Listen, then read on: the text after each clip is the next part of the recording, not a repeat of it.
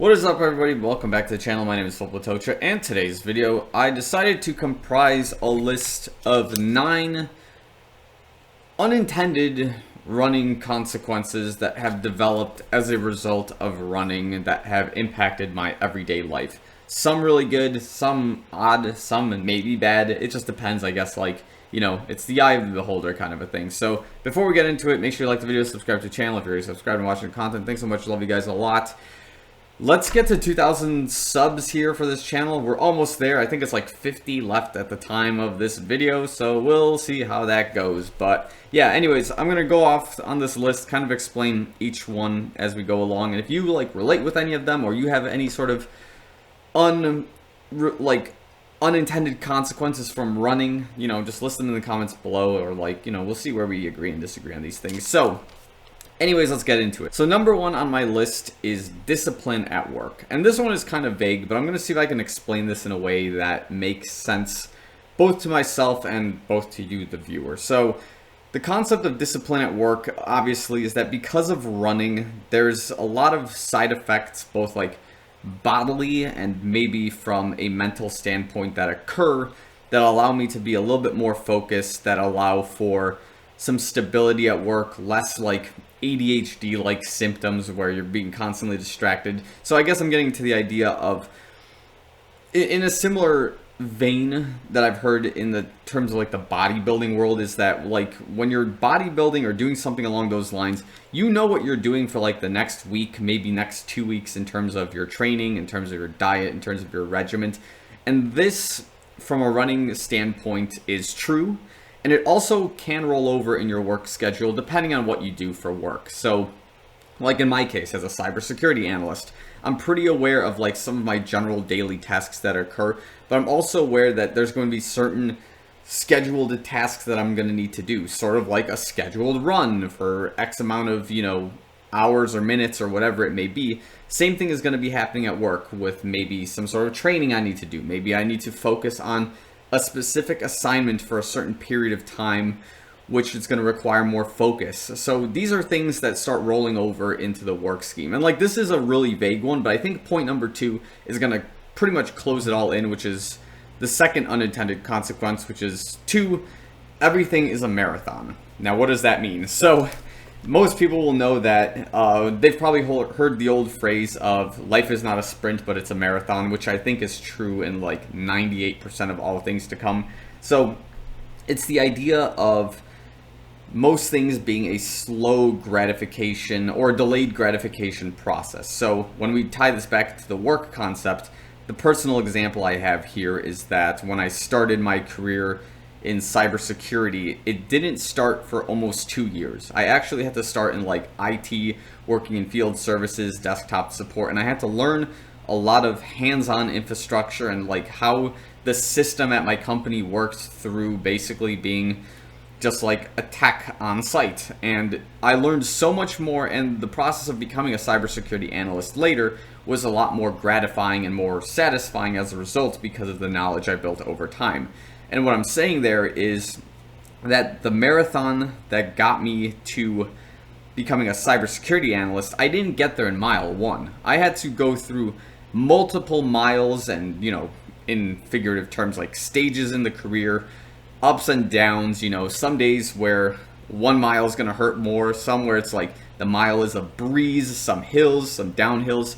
It's just going to constantly fluctuate to the point where we get to the point that you reach mile 26.2, and in a career perspective, you kind of hit the finish line. But the rule with running marathons is you're never just doing one marathon. There's always another one. So maybe dating in a way is like a marathon, where you don't meet a girl and get married 3 days into being with her, which there are some rare cases and things like that. But most of the time it's a slow build in those kinds of relationships and things like that. So if you can think of instances in your life where, you have that mindset of this is not a sprint, this is a marathon, comment them down below. Something that's kind of a slow gratification process per se. So that's number 2. Number 3, this is kind of a no-brainer here. An unintended consequence is that everything revolves around training. This is 100% true. So this will be anything from family events, from vacations, from my work schedule. Like, all of it is revolving around training, because the first thing I usually see in the morning is like what type of workout, what type of regimen I'm supposed to get done for that day. So maybe there are some days where I don't eat breakfast at all because I need to get a certain workout done by a certain amount of time. So I will skip certain meals or skip certain routines that occur in the morning to get certain things done. In addition to that, as I mentioned with like vacations, like again, with like Chicago Marathon coming up, for example, like I will not take any vacations in September just to make sure I can focus on my training leading up to the marathon. And then maybe immediately after the marathon, I go on a trip or something like that, right? This is a very easily relatable thing that occurs, at least in like the case of a lot of runners who, in most cases, if you're training for a race, you really do revolve your life around your training and your race schedule, unless of course you have like a family and something else like that, or other commitments that you cannot break out of the way. Then like maybe the training isn't as important as like this other thing in your life, which again, I understand completely. I just know that in this period of time in my life, like a lot of things revolve around my training. And yeah, that's going to get to one of my other points here that this is going to reflect on. But this is also, I guess, if I were to take a vacation, for example, in this particular instance, I do a lot of research on the place I'm going as to like where I can run, how's the altitude, how's the acclimation going to feel during my training, how is it going to benefit me in the long run, no pun intended, during a said workout. So these are things I'm also going to research in terms of, you know, things that revolve around training at this time. Point number 4, this is kind of a weird one, but we'll try to roll with it and see if I can break it down. Number 4 is that running in itself becomes your identity. And I put that in a big question mark because, again, still trying to sort that out, why that's the case. I have an idea, but I'm going to kind of break this down the way I understand it. So I bring this one up because like my Instagram feed is a lot of like racing stuff, running stuff, and then I like put up some stuff maybe like if I'm partying or playing music or all sorts of stuff. But whenever I like hang out with my friends, they usually know me as like the guy who's like the runner, and they like all think I'm crazy, they all think I'm insane, they think I'm like in some sort of like insane like Adonis-esque physique because I'm like running all the time. They're like, oh bro, you're gonna like do the Olympics and stuff. And I don't know if they're like gassing me up or like whatever the case is, but it's pretty evident that if you run so many hours in your life, you start getting just called a runner and people recognize you as such, whether that's like a positive term or a term of like, you know, offense, or if it's supposed to be like, you know, a kind of a demeaning kind of thing. I'm not sure 100%, but I do recognize that people, including like family and like extended family who meet me, they're like, hey, that's the runner. And like they kind of give it this like oomph of like the runner, that guy is like representing like, you know, the family or something like that. So I guess you kind of look at it in a way where like, oh, okay, cool, yeah, I'm the runner, I guess that's a good thing. So yeah, that's just something that kind of happens. You kind of become part of this big running family, as like the internet and the interwebs kind of know it, that you're like that guy who's the runner. So yeah, it becomes your identity in a sense, unless you're like known for something else. So like if Elon Musk, for example, started running right now, they wouldn't be like, oh, Elon Musk the runner. No, they'd be like, no, the guy who like runs Tesla and like invented SpaceX, like things like that. So that's just kind of the note to add there. So that's point number 4. Point number 5, I've talked about this one before in like a whole separate video, and I think I've had people give me counter examples to this point, but this is, again, just personal experience. Another unintended consequence of running is what love life. So what I mean by this is, again, going back to point number 3 with like everything revolving around training, there's times where like I almost don't see the benefit in dating in terms of like a time expense, right? Like I understand its long-term purpose, which is like meet someone that you can bond with, you can date, you can have some fun, you can take this girl out for, you know, something you want to do, just have some companionship, get married, eventually have kids. I understand that 100%, but sometimes when I see a girl I want to talk to or something along those lines, I get back in this mindset of, hold up, don't get distracted by this girl, don't get distracted by getting the number, overthinking this thing. Focus on the training. and maybe, I don't know if I'm like the only person who thinks like this, and I seriously hope I am the only person who does. I hope the rest of you have like a better mindset than I do when it comes to these things. But like, I focus so much on training and like work and like career progression so much, I end up running into this problem where I just don't stop and just like live in the moment of like approaching a girl I would like to talk to or somebody I'd like to introduce myself to. And I know that's going to become problematic in the long run if I keep this kind of thing up. But the counterexample I heard is people say, oh, well, when you run, you know, you're a lot more like physically appealing looking and you've got more confidence in your body and all this other stuff and you're just better in bed. And like they say all these things, but you know, I have like the complete counterexample to that, at least from what I want to tell YouTube, like opposed to what's actually going on in reality. But like, I'm just being honest with you guys, like what love life? Like I don't sit there and be like, well, I'm a runner and now I'm going to be getting a lot of girls to date, because I know what I'm kind of competing against in the dating market, which is like guys who might be slightly taller than me, guys who are like obviously putting in more muscle, but I can destroy at any sort of race, any distance, any time, like no problem.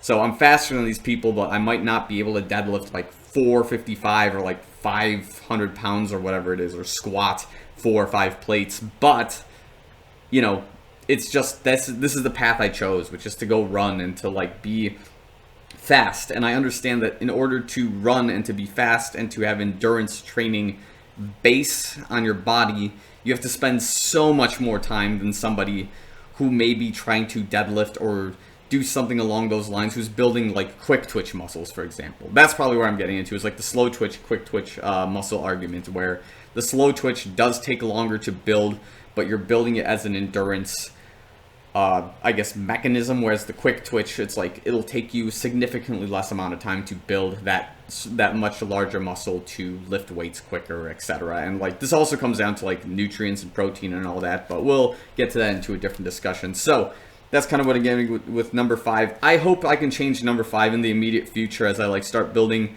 more confidence in myself again, because again, when I busted my head and I had this huge scar on my head, I lost a lot of confidence. But now that it's kind of clearing up and it doesn't show up in all the YouTube videos as much, given that I've been taking care of it for like the last 3 to 6 months, and if I don't point it out, you don't see it, so that's kind of good, I guess. And then of course I am just really skinny, but you know, whatever, it kind of helps, I guess, to do that as well. So that's number 5. So number 6, this is a kind of a good no-brainer one. Number 6 is you discover who your actual support system is. And what I mean by this is people who will support your fitness and other activities in this sense. So the personal example here is like I start understanding that my parents will come out to a lot of races and like all sorts of things like that. They'll sometimes cook meals for me if I run out of time in between workouts and like bedtime. You know, they'll be at races to make sure everything's going okay. They're willing to volunteer themselves if like something goes wrong during a race, to be there ready to go, to like if I need to go to the hospital or something, they're ready to go. So that's kind of what I mean. So like you find out who your support system is for immediate things, and you also start finding out like people who will support your running and marathon endeavors. So like I know people who will like always try to like, you know, dunk on me for whatever reason and be like, you're not this, you're not that, you know, and they'll try to be like these denier people. And then these are like people you would be normally associated with in regular time who you thought you were cool with, but then you later find out as like you start progressing and you start becoming like a something in the running world, that these people will start trying to deny what you are, and they'll try to like basically, they exhibit like signs of jealousy, I guess, because these people will not put in that effort to become what you are, and as a result, they're kind of coping by trying to bring you down. So when you're conscious of these kinds of things, you'll realize there are some people who are like these naysayers to what you do in your fitness endeavors, whether it's running, triathlon, and then you're gonna learn about the people who like actually care about what you do and will. They may not like tell you, hey, don't do this race or something. They'll let you do the thing, but they're ready to go if something goes wrong to help you and get you to safety if necessary, or they will help you build and grow to eventually get to the point or the goal that you're trying to achieve. Number 7, another kind of no-brainer point, is that it is the best way to explore the world. And this one, again, I've kind of talked about this one briefly already, where it's the idea of when I go on a vacation or I go to a new place, running is a really easy way to get around in a lot of places, especially cities where like driving with a car makes like for a really poor time to get around. So now like when I moved out here to, you know, the suburbs of Algonquin, like running through some of the neighborhoods and exploring some of the streets, like when you start doing like you know, circuits around certain areas of the, you know, of the suburb, you kind of learn where places are. You start being able to like take like photographic recollection of certain things, and when you come home and you're like, hey, I saw this place on my run, maybe we should go get food here. Hey, I saw this park, maybe we should go check this out. You know, you're more conscious of like certain things you saw on the run, and you know, that's kind of like the low example here. But like in terms of exploring the world, like when I went to let me think, when I went to Lake Tahoe, I've been there a couple of times, but I've never run through Lake Tahoe, and as a result, when I was like exploring it, I found a lot of cool places like during my runs that like we could rent like jet skis or like kayaks and things like that. When we went to Coeur d'Alene, Idaho in 2019, like there was a lot of places I ran through that like I would have not been able to otherwise see with a car. And a lot of those places would be like the Ironman course, for example, where now I have this recollection of like, hey, maybe I should do the Ironman in Coeur d'Alene, and this is the trail we're going to run through. And like now I kind of know how that, like the experience of running on that trail is, and this is going to be a really cool time when it happens. So of course, exploring places on foot is just it's a different experience than like driving through a city really quickly and looking out through a window versus like running through it, being able to stop, kind of just like be present in the moment of the locations you're in. And yeah, this is one of my favorite ways to kind of explore the world, and I hope to take more advantage of this particular point, especially as the Chicago Marathon season ends and I start rolling into like my Tokyo Marathon training block, where A, I'm going to find a place with like high humidity during the winter to train in that's kind of warm, and two, once I'm actually in Tokyo, be able to explore Tokyo on foot and walk around and run around, and hopefully it'll be a really good time so I can like better exploit point number 7, which I've only had like a smidgen of a taste of, but I'm completely aware is occurring in like my day-to-day life. And I think the other point to add here is like this was one of the ways I explored the city of Chicago. Despite living there for like almost 30 years, I never like knew where anything in the city was. But running through the city like gives me like a lot of nostalgia and a lot of great feeling of like different places I've explored, like from block to block, and like knowing where everything is, where all the parking garages are, where the greatest restaurants are. And just by simply running through them, like during my college days, this was a really good way to later talk to my friends like, hey, I ran past this place like 2-3 weeks ago. We should go there for like drinks or something after this class. Like, it was just cool, you know what I mean? And like, you know, where like, yeah, I can continue on with this point in terms of like running through Chicago and like the photographic memory with like music and like things I've seen and like the experiences I felt in the city. It's just like, it's nice to reflect on that. It was one of the best ways to explore the city at the time.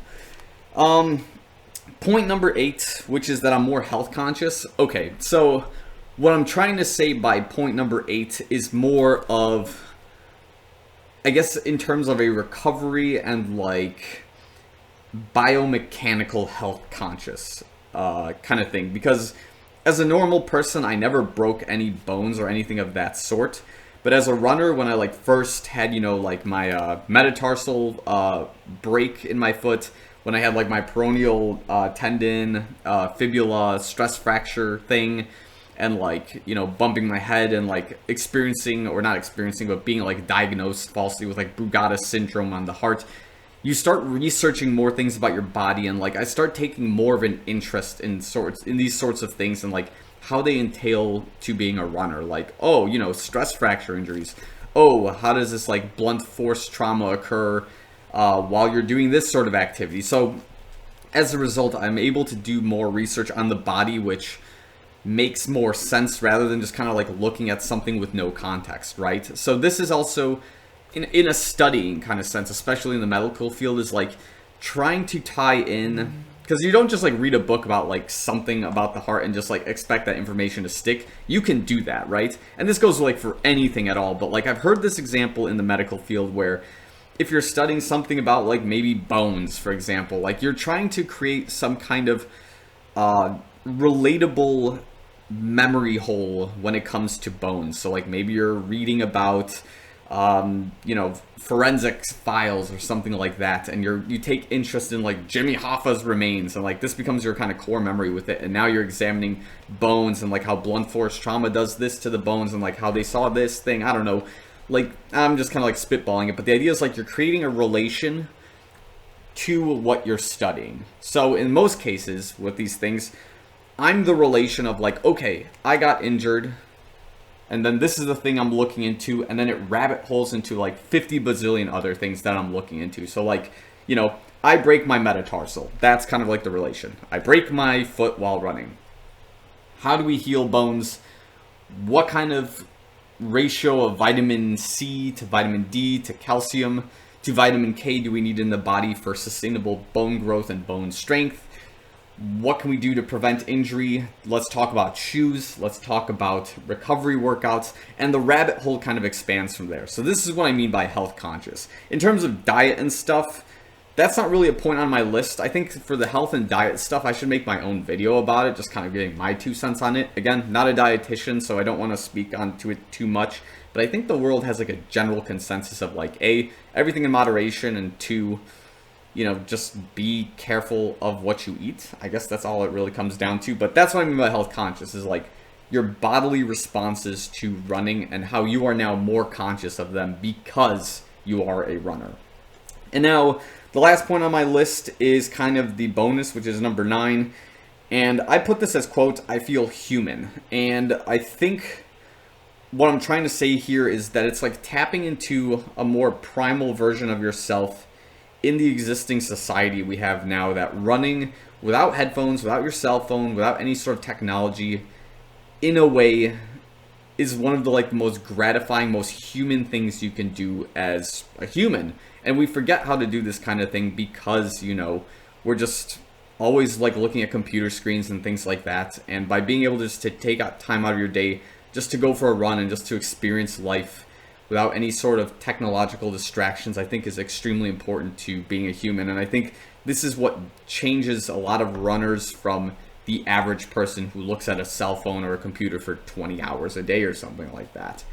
So that's kind of how I feel about the 9 unintended running consequences that I've experienced. If you agree or disagree with any of the points, let me know in the comments below. If you have any additional ones you'd like to add, definitely let me in the comments below. Let's see if we agree on them. But that's all I've got for now. So thanks so much for watching this video. I'll catch you guys in the next one.